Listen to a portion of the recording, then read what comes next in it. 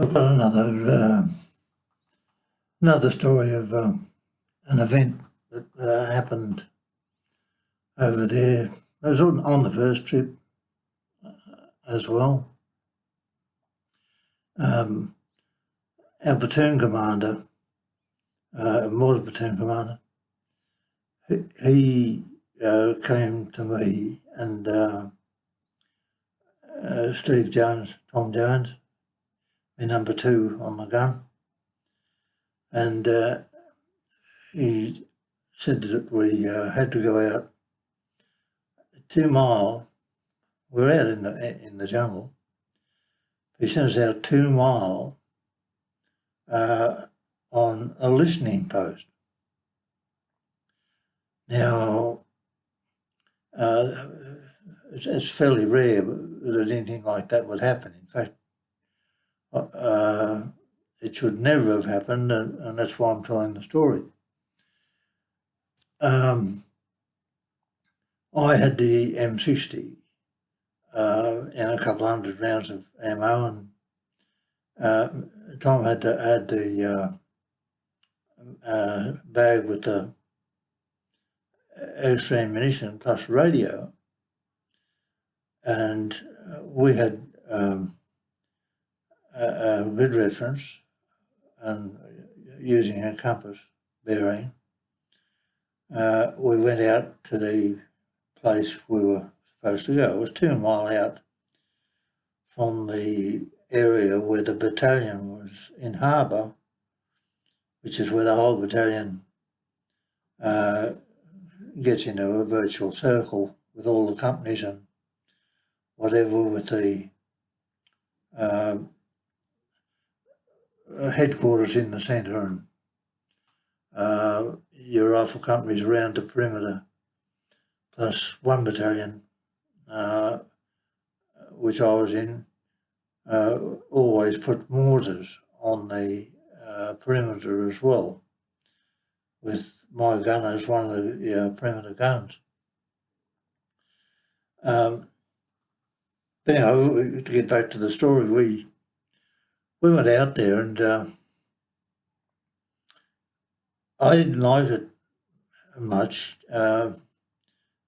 Tom put the radio, just leant it against the tree, just like one of the trees was there, and we sort of hid there, and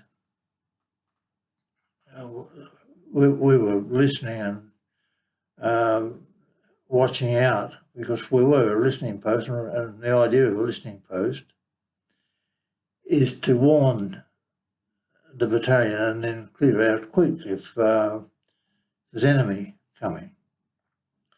But out in the jungle, well, you don't go that far out.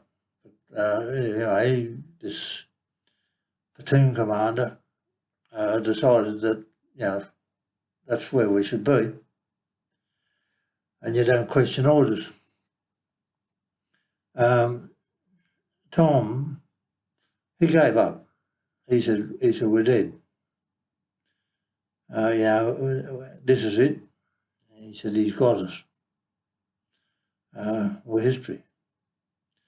And I'll never forget, because, as I say, he threw his, he just leant the radio against the tree, but he just threw the bag down with the ammo, and he had a stick, and there's a puddle of water there, and he was sort of chasing like tadpoles around in the water, and he just totally switched off.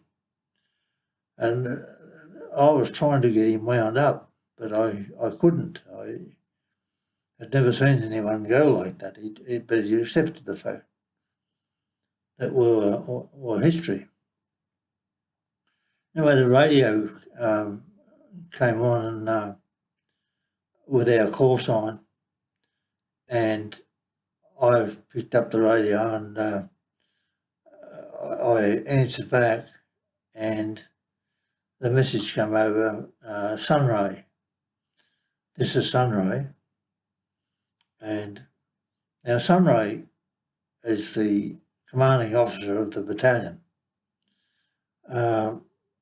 So I knew it was something big, and I just answered back with a call sign, and he, using code, let me know that there were enemy between us and them.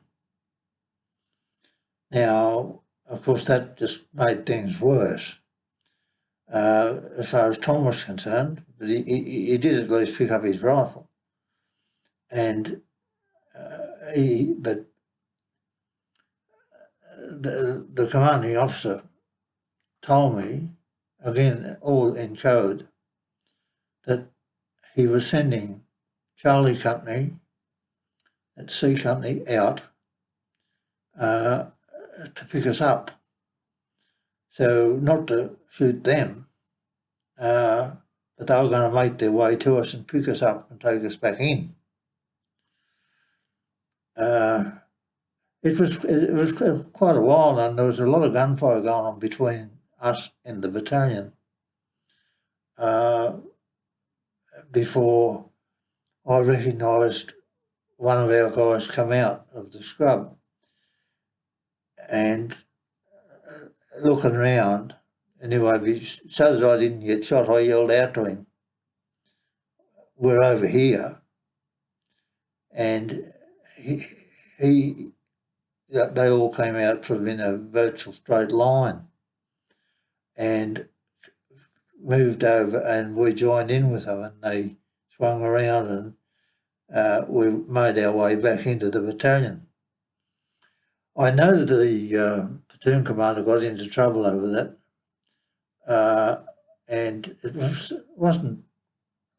I think it was only about 2 weeks, maybe a week and a half, something like that, and he was replaced, and we got a new bloke who was good, actually, a new platoon commander, lieutenant, and that's just another story. But I thought it might be worth telling. I'll leave it at that.